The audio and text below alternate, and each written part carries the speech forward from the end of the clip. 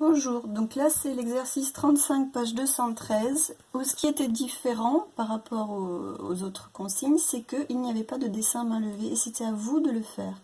Donc si on me demande de construire un parallélogramme puce, déjà je trace quelque chose qui ressemble à un parallélogramme et je fais bien attention à l'ordre des lettres, ça c'est vraiment essentiel. Il s'appelle puce, donc je tourne dans ce sens-là.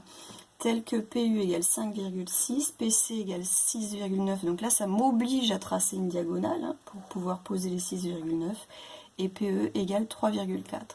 Alors pour faire ce parallélogramme, on va quand même se baser sur le fait que si un quadrilatère est un parallélogramme, alors ses côtés opposés ont la même longueur. Du coup, les 3,4 se retrouvent ici.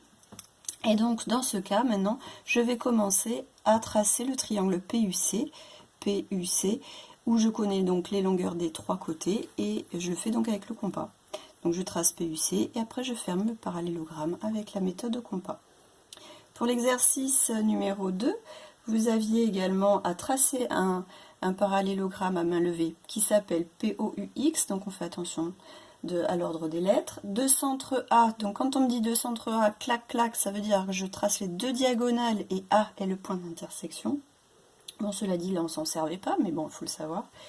Tel que PO égale 4,3, PX égale 3,9, et PU, alors à nouveau, PU c'est une diagonale, hein. PU vaut 4 cm. C'est exactement le même exercice finalement qu'au-dessus. Si je me base sur le fait que les côtés opposés d'un parallélogramme ont même longueur, les 3,9 qui sont là se retrouvent là, ou les 4,3 qui sont là en bas, et du coup moi je m'apprête à tracer le triangle POU parce que je connais les longueurs de ces trois côtés. Donc j'ai tracé POU, et ensuite je l'ai fermé mon parallélogramme avec le compas.